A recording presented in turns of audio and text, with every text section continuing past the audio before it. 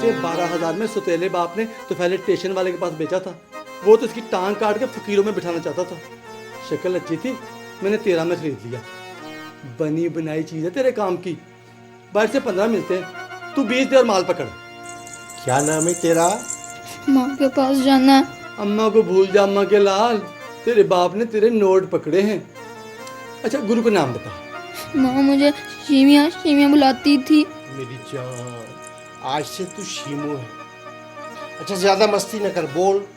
गुरु तुझे अपना समझ के आई थी तेरे पास, ना तेरी ना मेरी, बस 18 में मुकी।